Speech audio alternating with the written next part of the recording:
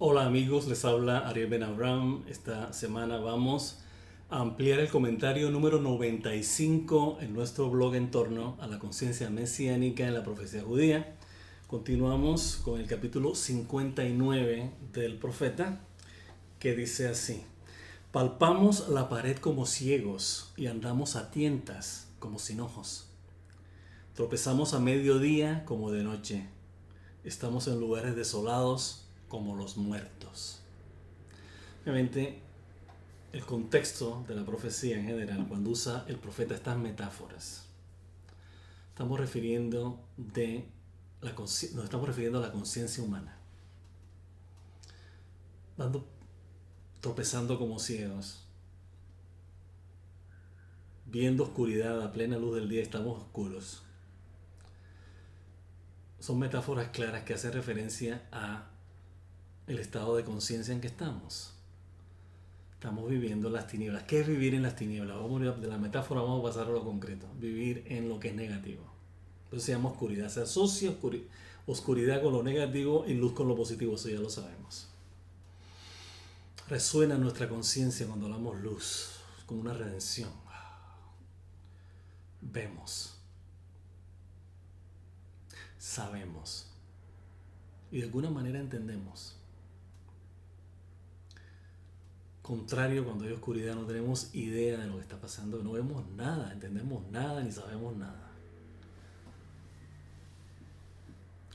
Entonces pasa, es un llamado de atención y tiene implicaciones éticas, como hemos estado repitiendo. El contexto de la redención final, amigos y amigas, es ético. O sea, aquí no va a haber que todo se va a acabar y todo va a volver, y hay que hacer un proceso de transformación en la conciencia para poder llegar allí, a esa llamada conciencia mesiánica. Es optando por el bien, la luz, y saliendo de la oscuridad. Esa es la idea. Vamos a ver qué decimos nosotros aquí. El profeta otra vez iguala vivir en las tinieblas de las fantasías e ilusiones de ego con la muerte. Es una declaración franca y verdadera.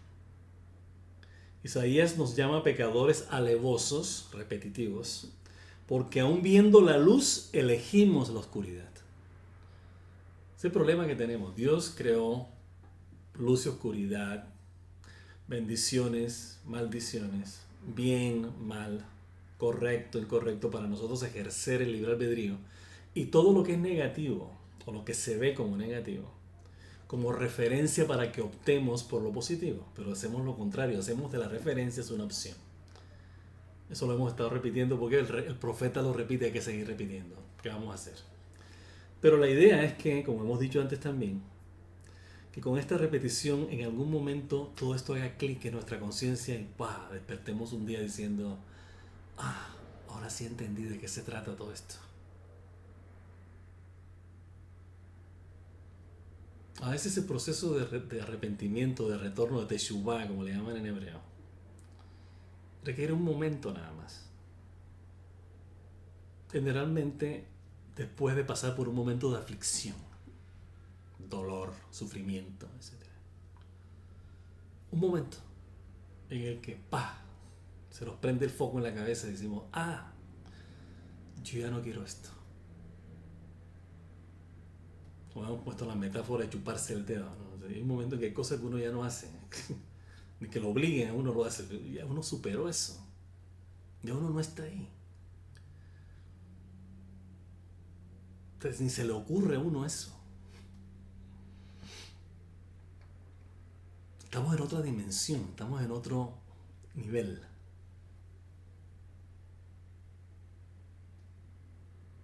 Entonces lo mismo ocurre acá.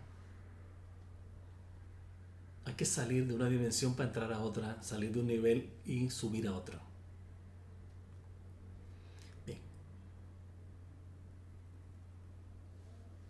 Entonces, ¿qué pasa? El profeta acá nos está diciendo: no basta con que haya luz y oscuridad, sino que ustedes, en vez de elegir la luz, elijan la oscuridad. Eso obviamente está una metida de pata, o sea, está condenable, censurable. Al andar con los ojos vendados por nuestras ilusiones y fantasías materialistas, terminamos golpeándonos con las paredes. ¿Cuáles son las paredes? La realidad. Nuestros sentimientos pierden su visión, la cual representa el juicio para distinguir entre lo correcto y lo errado. Volvemos al profeta con más admoniciones. Rugimos todos como osos. El profeta se incluye. Y nos lamentamos amargamente como palomas. ¿Usted viste la paloma cuando está en... Lamentamos amargamente como palomas. Ansiamos juicio, pero no hay. Redención, pero está lejos de nosotros. Porque nuestras transgresiones se han multiplicado ante ti, ante Dios. Y nuestros pecados nos acusan. Nuestra envidia nos acusa. Nuestra codicia nos acusa, nuestra lujuria nos acusa, nuestra indiferencia nos acusa, nuestra arrogancia nos acusa, nuestra ira nos acusa. Interesante, ¿no?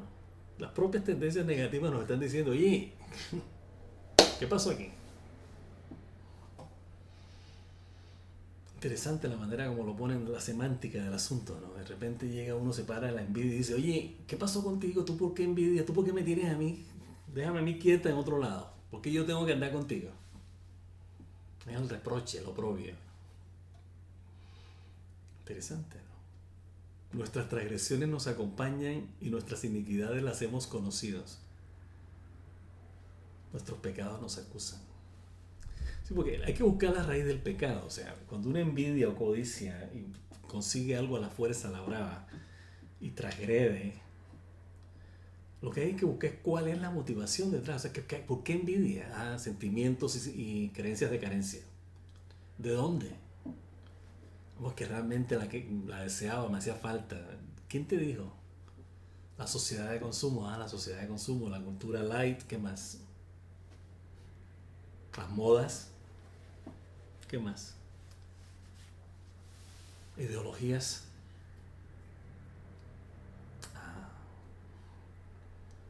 Hay que hacer la limpieza, ¿no? Hay que hacer el inventario y salir de lo que no sirve.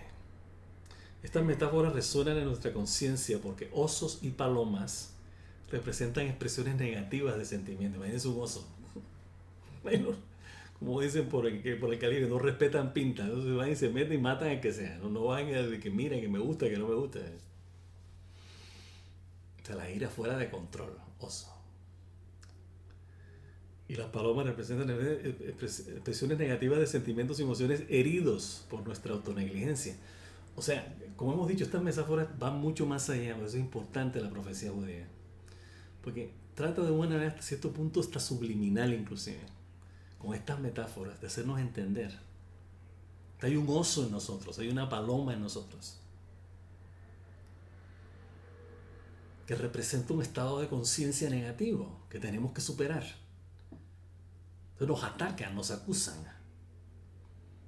Pues son invenciones nuestras. Las hemos puesto nosotros ahí. O sea, no son algo externo a nosotros.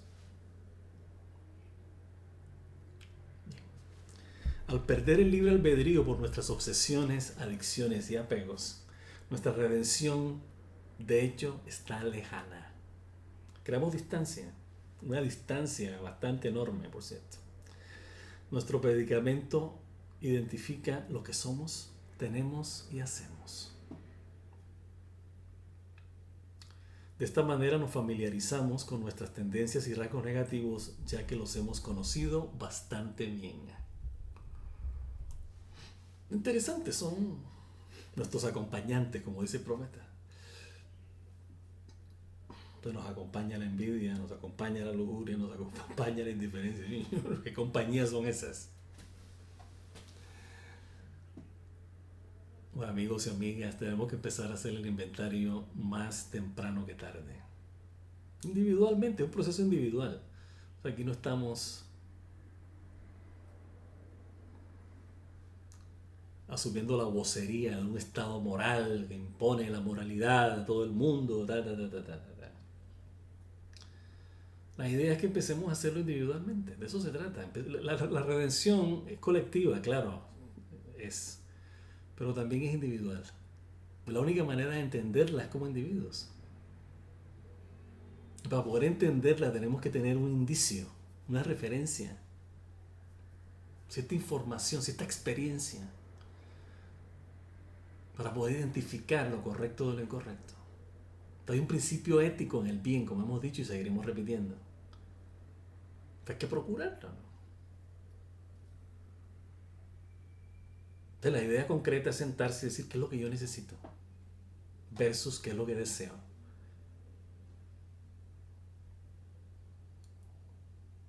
Y actuar de acuerdo a nuestras posibilidades. Techo, sustento,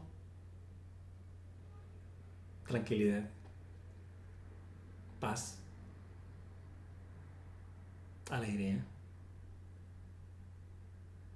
Lo demás son accesorios. Hay que ver, ¿no? Porque hay muchas veces es que en el accesorio está mi felicidad, en el accesorio está mi tranquilidad, en el accesorio está mi paz, en lo adicional, en la posesión material. Bueno, ¿qué le vamos a hacer? Pues estamos hablando de aquellos que por una razón u otra no necesitamos accesorios. Necesitamos un techo, comida, tranquilidad, paz. Y procurarlo de una manera que sea inherente a ese estado. En otras palabras, trabajar en paz, en tranquilidad, en satisfacción, en alegría. Tener un techo que nos dé tranquilidad y paz.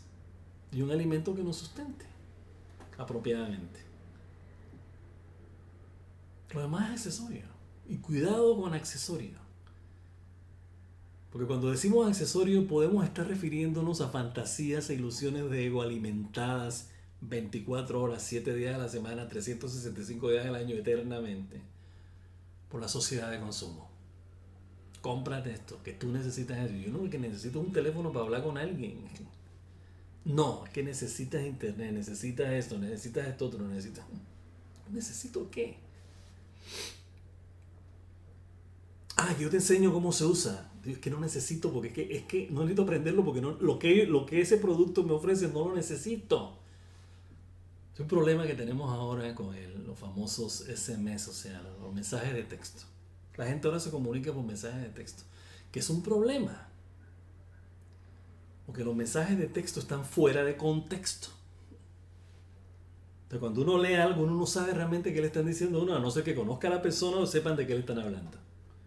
Eso pasa mucho en internet. La gente siempre pone, nosotros lo hemos puesto también, yo soy responsable por lo que digo, pero no soy responsable por lo que tú entiendes que yo estoy diciendo. Hay que volverla a poner, y hace casi más de un año que no la ponemos en el Facebook. Hay que repetirlo. Yo soy responsable de lo que te digo, pero no soy responsable de lo que tú entiendes de lo que yo te estoy diciendo. Entonces, ¿qué pasa?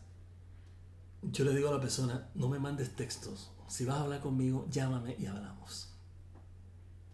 Aparte de que es un rollo, la teclita y dele palabra por letra por letra, letra por letra. Se demora uno lo que uno puede decir en 4 o 5 palabras por teléfono. Tienen que estar explicando una serie de cosas para que la gente no malinterprete el texto. Es una pérdida de tiempo, se vuelve uno más idiota de lo que ya es. Con esto no se ofendan, que no quiero llamar idiotizados a todos los que lo usan, pero es la manera como lo entendemos, perdón. O sea, lo simple es agarrar el teléfono, si una persona viene, necesito esto, ven a tal hora, ve por esto y esto y ya. No, ustedes arguirán, no, pero es que el texto hay que usarlo inteligentemente. De manera que la persona cuando se comunica 2 o 3 cosas y la gente sabe de qué le están hablando, en ese caso yo no tengo objeción, ni tengo juicios. Estamos hablando en el caso personal, en el caso mío, por ejemplo. Que me mandan el texto, ¿esto qué es? ¿Qué me quiere decir con esto? Y venga, ¿qué es lo que...? Existe la presunción de que uno ya está en la mente de la otra persona o es telépata o yo no sé qué. Y esto por mencionar un ejemplo. Teléfono. Y si ustedes saben, el 99%, bueno, estamos exagerando, digamos 95% de la mayoría de los objetos electrónicos, incluyendo computadores, son para entretenimiento. 10% para trabajar. ¿En serio? A no ser que sea una supercomputadora, etcétera, etcétera. Normalmente la gente que tiene trabaja y el resto es distracción, ver películas, etcétera, música. Y eso es lo que buscan los niños. ¿Ustedes creen que los niños usan eso? Bueno, sí puede que algunos lo usen para aprender, pero normalmente es para distraerse, perder el tiempo básicamente. El problema no es perder el tiempo, el problema es que se programan a adicciones, obsesiones, apegos y hábitos que son contrarios a ser una persona social, positiva, generosa. ¿Por qué? Porque esos aparatitos lo que hacen es que alimentan la mentalidad egocéntrica. Es la persona consigo misma. O sea, no hay contacto con la realidad. Y perciben la realidad a través de la manera como perciben el aparatico y el juego, que es un problema. En fin, ustedes saben esto. De la idea es coger la metáfora de los juguetitos electrónicos como metáfora para las fantasías e ilusiones de ego que nosotros, aquello que no es necesario, esos accesorios a los que nos veníamos refiriendo antes. Y sabemos perfectamente que vamos a estar más tranquilos. Esto se los digo por experiencia propia. Yo estoy viviendo en Israel hace ya 11 años. No ha sido una experiencia fácil, ha sido difícil. Y a la conclusión a la que he llegado de todo es vivir con lo necesario y reforzar nuestra conexión con Dios. Él provee lo que es necesario, no el accesorio. El accesorio lo tenemos que procurarnos nosotros. Y eso ha costado.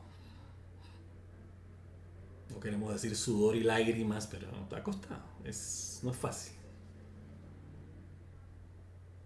Pero gracias a Dios, ahí estamos. O sea, hay un momento en que nos quiten, que no tienen nada que quitarme y yo no tengo nada. ¿Qué me van a quitar? ¿La ropa, la camisa? Es otra cosa. Vivimos con lo necesario. Y no nos vemos seducidos a caer en la trampita otra vez de ya lo que estuvimos viviendo el 90% de nuestras vidas en función de la sociedad de consumo. No vamos a volver a caer en esa trampa. No. Esa lección la tenemos bien aprendida. Así que ahí estamos. Entonces decimos acá, el profeta nos recuerda que las fantasías e ilusiones de ego no cohabitan con los modos y atributos del Creador. Acá citamos versículos 13 y 14 del capítulo 59. Porque, en fin, para que sigan el ritmo, la secuencia que estamos comentando. Al debilitar la verdad existente en el bien que es amor, reforzamos la falsedad del mal y la iniquidad. Y, comillas, la rectitud no puede entrar. Como dice el profeta, entre comillas, la rectitud no puede entrar en nuestra conciencia. Decimos acá, seguimos con el profeta, y la falta de verdad y aquel que se aparta del mal se vuelve él mismo una presa, ¿no? Se vuelve víctima de su propia invención, de su propia sociedad de consumo, de sus propias ideas, de sus propias modas. Y el Eterno lo ha visto y esto es inicuo, negativo, en sus ojos que no haya juicio. O sea que perdemos el discernimiento, perdemos la capacidad de distinguir. Apaga y vámonos. Y él ha visto que no hay ningún hombre y abrumado de que no haya quien interceda. Por lo tanto, su propio brazo ha traído redención para él y en su rectitud se sostiene. El profeta nos está reiterando que el Creador representa un principio ético. O sea, el hecho de que Dios exista, hay un bien en su creación que debe prevalecer. Esa es la lección que tenemos que aprender. El otro día estábamos hablando con unos amigos y la frase que salió fue muy interesante. Algo que seguramente ya se ha dicho muchas veces antes, pero el valor está en el contexto de la conversación que teníamos. La conclusión que sacamos es que nosotros vinimos a este mundo a aprender a hacer el bien. Dicho de otra manera, la manera original, como lo dijimos, nosotros venimos al mundo a aprender a amar. Pongan atención y verán que es así. Nacemos, nos aman hasta que empezamos a valernos por nuestro propio razonamiento. Comida, protección, cobijo, techo. Entonces estamos aprendiendo a amar, a recibir amor de otros, protección de otros, cuidado de otros. Y después a nosotros nos toca hacerlo, lo mismo. Pero ¿qué pasa? En algún momento se pierde. La sociedad de consumo nos dice, por ahí no es por acá. Y perdemos el foco. Empezamos a ser egoístas. Lo que es contrario a amar, a darse, a cuidar, a proteger, a sustentar, a aliviar. Que se pierde la referencia. Hasta que la tenemos que volver a retomar. Pero muchos ya no lo hacemos, morimos sin retomarla. Morimos viviendo en las fantasías e ilusiones de la mentalidad egocéntrica que hemos creado, en la que hemos caído. Es una lástima. Entonces la lección se perdió.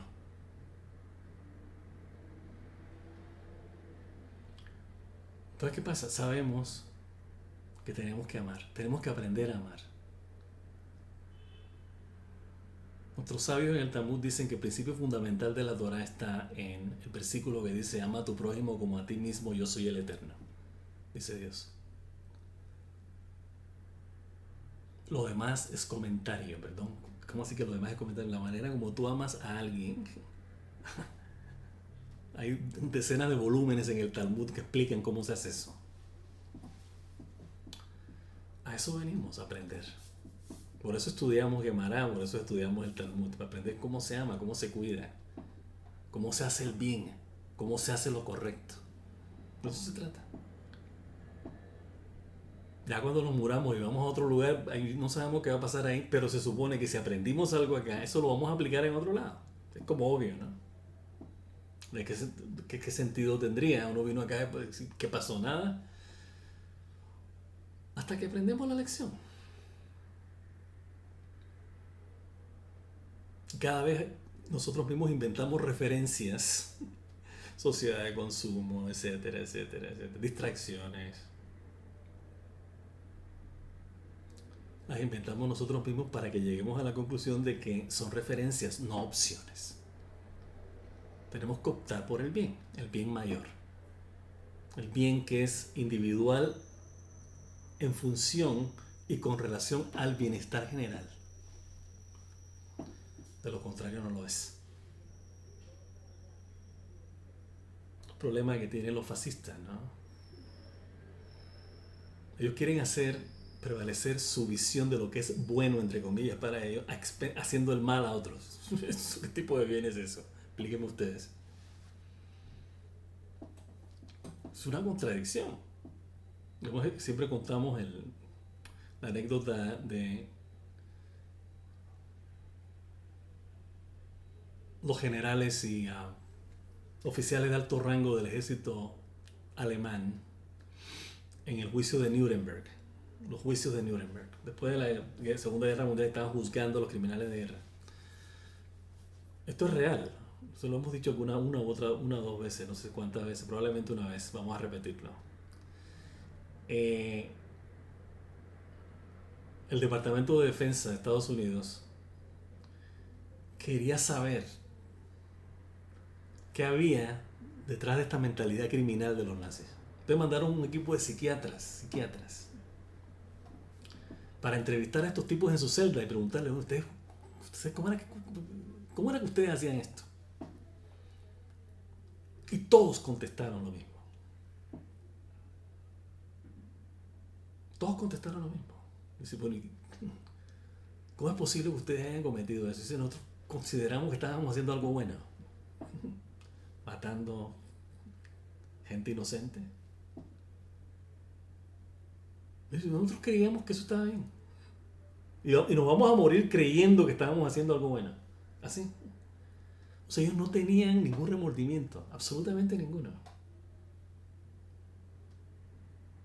Entonces el psiquiatra les preguntaba, bueno, pero ¿ustedes cómo entienden querer a alguien? O sea, apreciar a alguien, respetar a alguien.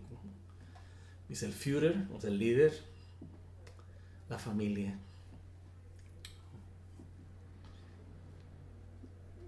La familia inmediata, la esposa, los hijos. Ningún problema. Nosotros amamos a nuestros hijos, amamos a nuestro líder, amamos a nuestra nación, amamos a nuestras sociedades. Pero a esta gente no. La pregunta que obviamente se hacían los psiquiatras era, pero, ¿cómo así que ustedes eran buenos en su casa? Amaban a su líder, amaban a su esposa, amaban a sus hijos. Y ustedes odiaban al resto de la humanidad. Expliquen eso no se entiende. No se entiende. Pero pasó. Y pasa, que es lo peor. Pasa. Entonces, ¿qué pasa? Cuando estamos hablando del bien, estamos hablando de un bien que es bien para todo el mundo, no solamente para uno individualmente. Ok, bien. Decimos acá, pongamos mucha atención a esta advertencia. Estamos hablando de los versículos 15 y 16 del capítulo 57. Que acabó Baruj básicamente resumiendo, se queja de que no hay hombre, no hay quien interceda. Entonces, ¿qué pasa? En otras palabras, si nosotros no podemos hacerlo, es lo que Dios nos está diciendo, y yo no veo que nadie se preocupa por que las cosas cambien en este mundo.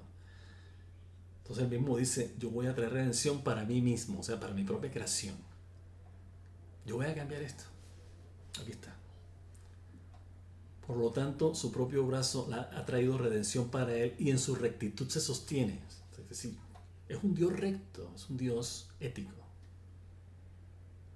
¿Qué decimos acá? Pongamos mucha atención a esta advertencia. Aun cuando nos separamos de nuestros malos caminos, continuamos en peligro. No es suficiente abandonar la maldad, ya que necesitamos la conducción de amor mediante la ética de sus modos y atributos como cimientos de nuestro juicio. Tenemos un buen juicio cuando hay amor. Ahora, ¿qué entendemos cuando hay amor? Cuando hacemos querer prevalecer el bien. Eso es lo que se llama justicia.